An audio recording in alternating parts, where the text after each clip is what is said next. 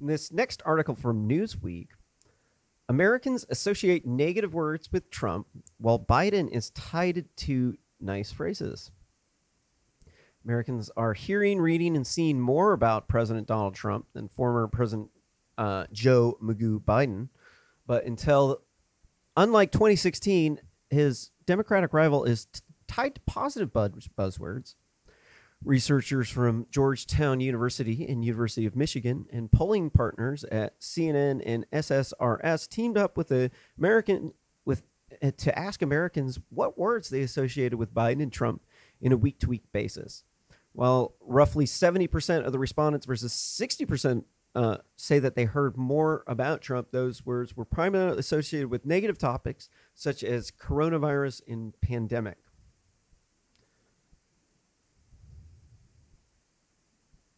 They make it, sound that it's like you think of Trump and then you just think negative. And they're like, all right, well, I wouldn't really necessarily count pandemic and coronavirus as like a negative thing. Some people I would consider the fear of people freaking out over the coronavirus, which is the common cold. You've had coronaviruses many times. This one's SARS-CoV-2. But they're freaking out about it. They're like trying to prevent themselves from getting it. And this doesn't make any sense because, okay, I'm 38 years old. If you're under the age of 45, you have a 38 times less chance of dying from COVID. So for me, when I'm young, I am not that young, so I could get cancer next year. I could get diabetes next year. 1/3 of people who die from COVID had a pre-existing condition like cancer, which kills 600,000 people per year, and diabetes, which kills 85,000 people per year. So for me, I don't want to put off getting COVID until I'm old enough to where the risk of COVID starts to get very large. There's 6 strands of COVID. One of them is very deadly. The other ones are not. This is called nature's vaccine. You want to get the ones that aren't deadly before you get the one that is deadly. This is why people who are older have a lower chance of dying from the flu than people who are younger. It's because once you've had the flu so many times, then whenever you get the H1N1, you're not going to die from it. And so this is called nature's vaccine. This is the way your body works. But no, the Democrats want you to freak out because this is their chance to be in control. This is their chance to show you how good they're going to do. And the job they've done is absolutely horrible. It shows you why you should not freak out and be a complete sissy. Why, whenever you're actually fighting a battle, you should probably not tuck your tail between your legs and be a complete coward, because that would make you an absolute sissy. And you probably absolutely should not be in control of our government at all. That would be insane to think that we should make that person in control of the government. But most of the things that the lefties do are absolutely batshit crazy, insane, and they're providing us with a good amount of entertainment, but at the same time, there's a lot of terror that you have to deal with.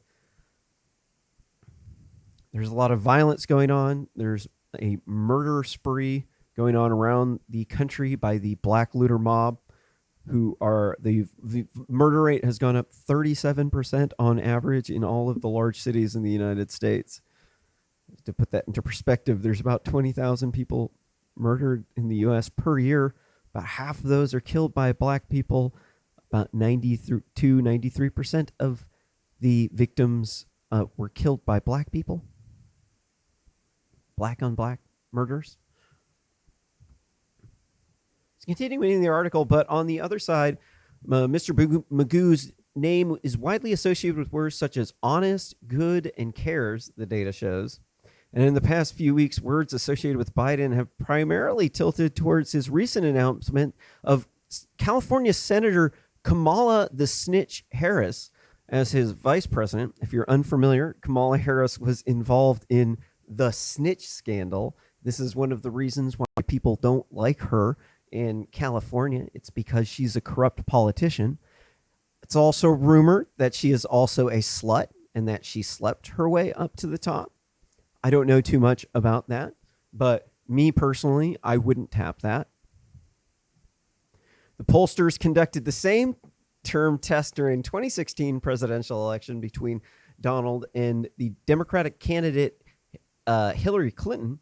The former Secretary of State was overwhelmingly tied to words about her emails and allegations over her having private email server in weeks leading up to the election. Meanwhile, words associated with Trump changed on a weekly basis, something that is happening on Biden's side this year. So this goes to show you how these Newsweek people are pretty garbagey. They like to spin articles. Like you start reading the article, it's like they want you to click on it. But they actually told you the truth. They're like, oh, well, Trump's associated with different things every week. They're like, oh, but he's associated with negative things. Like, well, typically you associate the president with having to deal with extremely negative things, right? So that would actually be kind of expected, actually, that you would expect Donald Trump to be associated with whatever negative thing his political opponents just put up about him. But this goes to show you the game that they play. These people do focus groups. They, if you're unfamiliar with the focus groups they run, they get a whole bunch of voters together and they ask them questions about certain phrases and things associated with politician, see how they react to it.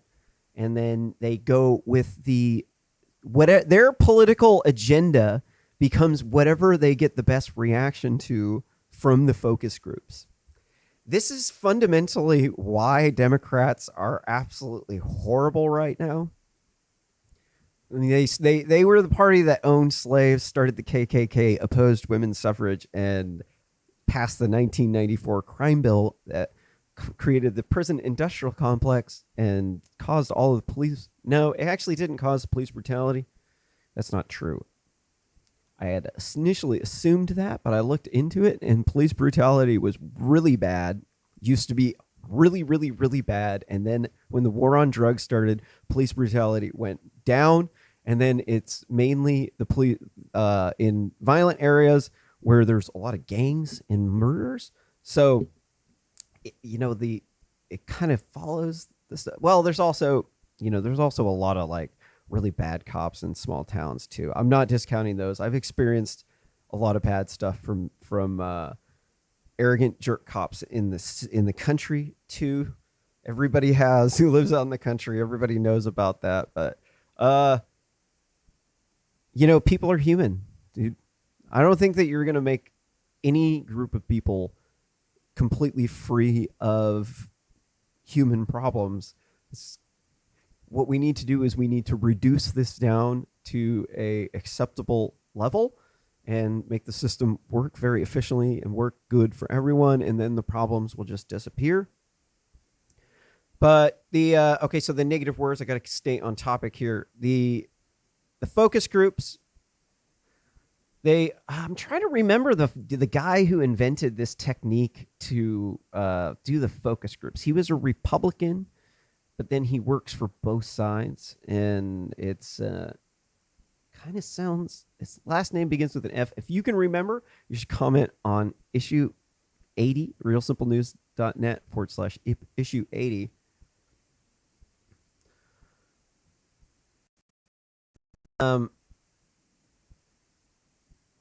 What they do, back onto the problem with this, when they do these focus groups and they make these plans based on what appeals to people, this is just bound to just go really badly. You don't want to make your policies based upon what makes people feel good and have an instantaneous reaction. You need to base your policies based upon sound, reasonable logic that is a winning move. This is this is why the Republicans are doing, but now both sides do use the focus groups.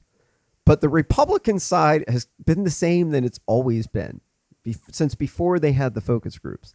They want limited government intervention. They want like expiration. They don't like the government to turn into this zombie that keeps growing bigger and bigger. They want programs to have time limits on them and for us to respect freedom of speech, freedom of religion. And in America, conservatives are conserving classical liberalism because that's what our country was founded on, freedom and equality. But the thing is people have a lot of disagreements as to how you get there. So that's kind of what's one of the things that's so toxic about the equality movement that we're seeing right now from the black looter mob and the white feminists is that they haven't really exactly labeled exactly what they're doing or what they want. Like, yeah, they're protesting against something. They're protesting against police brutality, but like, what are they protesting in favor of? They're not going to tell you until after the election because the Democrats are juicing these riots up by promoting the riots through their social media networks and through the Democrat mind control networks on Facebook. And they're doing it because they get a benefit out of it. You have to look at what people do from the standpoint of a psychologist. I studied psychology in college. And once I learned about Richard Deasy's intrinsic motivation studies, then I lost complete faith in grades. So you can, if you ever read Richard Deasy's studies, just know that you do need the grades. There's some necessarily evils in the motivation, intrinsic motivation. You have to actually deal with the grades. But the people do things out because they get rewards for it. They go through what is called classical conditioning. Probably heard of that one.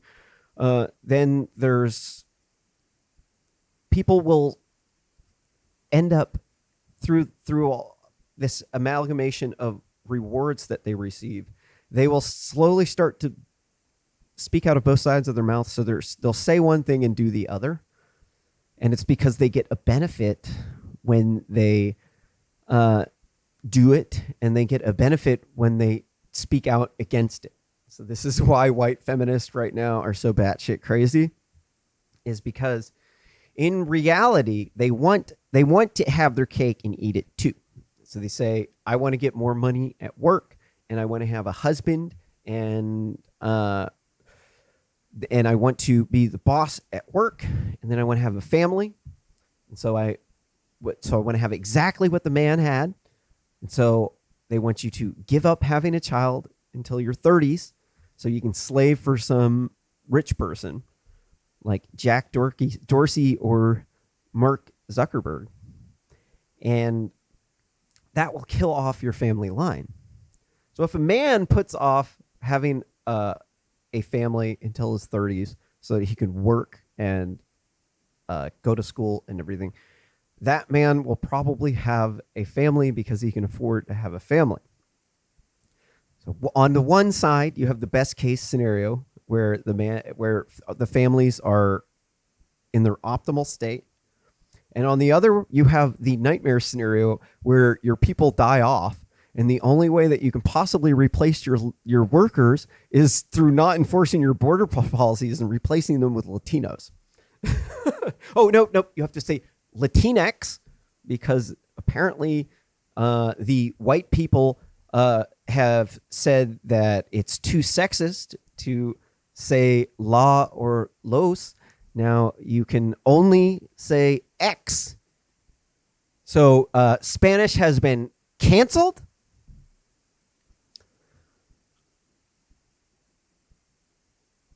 But they're just like they're self-radicalizing themselves through getting rewards. So they're on Facebook. They post stuff that they'll like see a news article. The article is intended to make them angry and click on the article. It's called rage bait, race bait, fem bait, clickbait. Then they share it. They don't read the whole article. So the top part is just meant to be salacious and irritate you enough to the point where you read it or share it. And then they get a benefit because they get people who like on their post. They are able to engage in tribalism, where they can block out opposing voices and then create in groups with people who are in their echo chamber. And then the facts start to evolve over with what amounts to a game of telephone, to where it starts with they keep saying that women are underpaid, but the reality is that women own 2/3 of the wealth in the U.S. and they control 85% of consumer spending. So you have to ask yourself, how is that true? I've always been told the opposite. Well, you've been told it by a Democrat first, and they have a long history of being complete liars.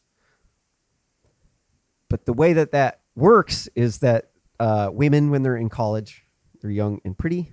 And the way that you come up in college is that you study with people, get in study groups, and then you work really hard.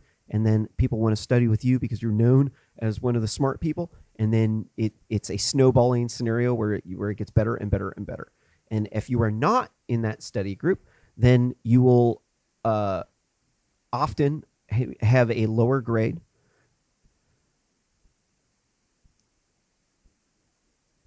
So women are exceptionally beautiful and lovely, awesome people. They're great to be around at this age. Well, all of the ages, but everybody wants to be around them because they can have babies. And so older men will pay for their things in college. And so women don't have to deal with homelessness as much. So now they're receiving almost 2/3 of the college degrees in the country. And so now the wealth has changed. So men are no longer the money holders, and now women are the money holders, and now they have to work all these extra hours, and they have these big boobs that makes it so that it hurts their back when they have to work for these long periods of time. And so everybody's in the, supposedly this is the better situation, that this is like the more beneficial one, where like it's more equal, right? But if you look at in the United States, vast majority of people can't afford a $400 emergency bill. The people are on the verge of being homeless. There's people don't have money saved up. There's a homeless epidemic of men. There's drug epidemics. There's the fentanyl epidemic from the fentanyl coming from China, from the Chinese Nazi Party. And so they're in these circles where they feel oppressed because they're in a big city and the rent is so damn high that even if you make $100,000 a year, you're still going to be the equivalent of like $30,000 to $40,000 elsewhere. So everything is oppressive. Like, try raising a family on $35,000 a year. It's like pretty hard. So when you're in a city and you make $100,000, but it's like you make $35,000 because of the rent price, this makes everything oppressive. And then they say, oh, all this stuff is oppressive. It has to be that the people who are oppressing me are the white people who are the white supremacists, because they control everything, because these Republicans like me, they're all dressed up nice and you think they have all this money. And as it turns out, most of the liberals, most of the WAMN and the African Americans and the Kleenex, they live in big cities. And then the red states are the rural states that are poorer. So obviously it's not possible that it is the racist Republicans that are holding down the WAMN and the African Americans and the Kleenex, because they don't live there. It's kind of hard to hold somebody down in another country, in another city, who has way more money than you, who could sell their house and come to where you live and buy the nicest house They could sell their really not nice house in, say, New York, and then come to your city and then buy the nicest house there. But somehow it's they think that the discrimination is coming from the other way. So when they share posts on social media, people are trying to convince them, oh, you're underpaid, you're underpaid, you're underpaid. And in reality, the people who are telling them this are trying to get more money because they're selling them stuff. Women control 85% of consumer spending. So on Facebook, when the ads that are trying to sell you on white feminism, they are targeted towards white feminists because they have the vast majority of money in the country. They control 85%, almost 85%. Hold on. Women control 85% of consumer spending, and then I don't know what percent the white women control. If you know, you should comment on realsimplenews.net/issue 80. So they want to associate. I'm going to get back on the point of this article. They want you to associate negative words with Trump. This is their game that they do in these focus groups, and they market it towards the white feminist. They market it towards, you got to think about who's paying for the ads, who's making money on it. Why are companies like Nike putting out these black looter mob propaganda and white feminist propaganda ads? The answer is because they make money on it. It's all a numbers game to them. It's a gamble. It's a risk. You have to understand the mentality of the corporate boardroom in cancel culture. If you want, and it not just corporate boardroom, this also is in the far leftist universities. If you want to have a job at the far leftist you need to say you're token anti-racist and pro-trans, pro-homosexual diversity statements, which you get from what is called the doctrine of diversity, which is dogmatic engagement in or obsession with diversity. So they get around in these universities. They'll have a meeting, and first off, if it's publicly run, they can get sued under the Civil Rights Act of 1868. And so they have to, when they're hiring, they have to put out a certain amount of anti-racist propaganda. Well, hold on. You need to determine, anti-racism is like anti-fascism or like anti-Islam or anti-Christianity, anti-theist. This means you're like combative towards that group of people. This is fundamentally why anti-racists are so toxic, is they're just like anti-communist or anti-fascist. They're all the same. If you hate another group of people and you engage in bigotry and targeted harassment of that group of people, then you're just a bigot any way you go. So if you're an anti-racist and you're being a bigot towards people who are racist, that makes you absolutely no better than those people. What does this have to do with the article? I think I've said, and what I want to say about this, the self-radicalization. Oh yeah, the token diversity statements. Yeah, so they go around in the boardroom, and if you don't say that you support trans rights and that your pronoun is he, him, or she, her, then they will fire you. And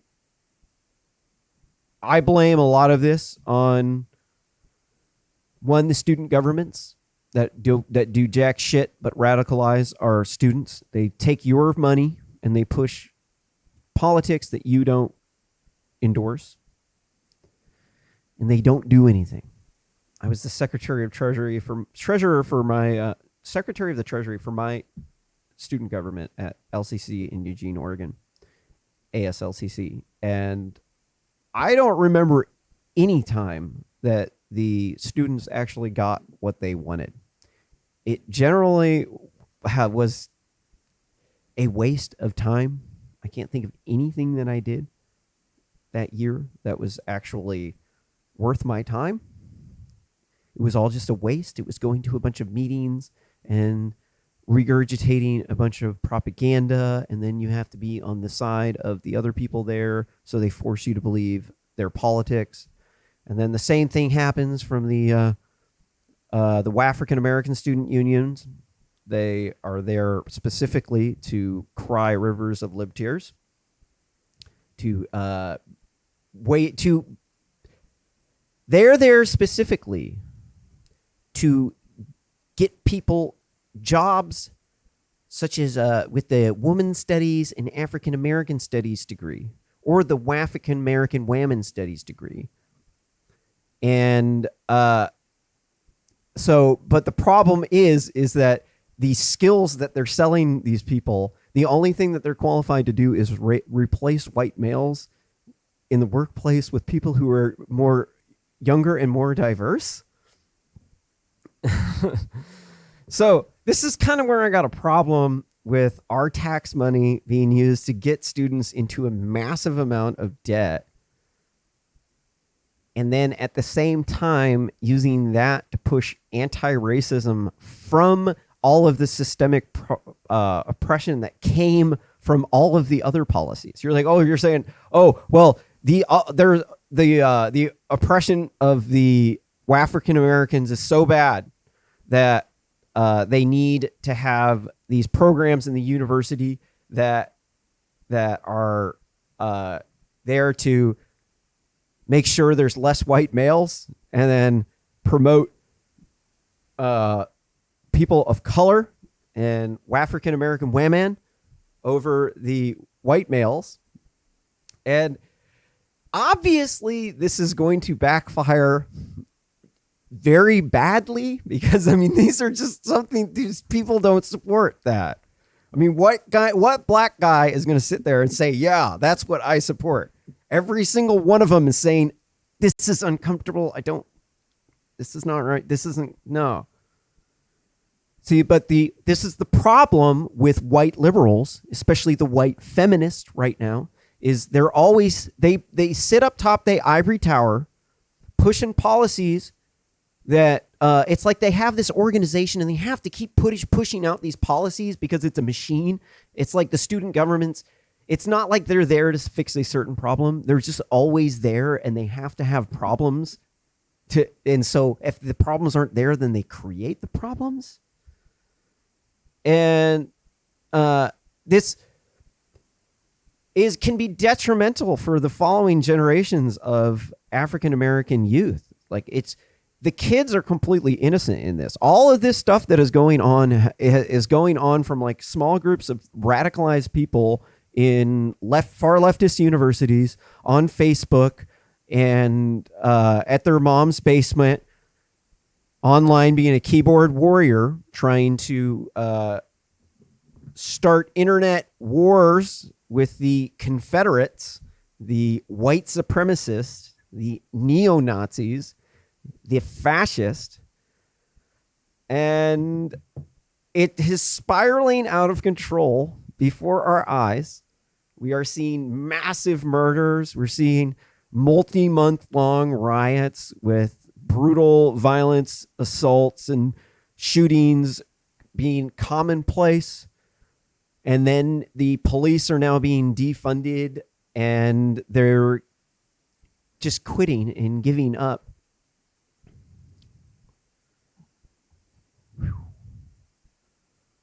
Let's see, where are we at?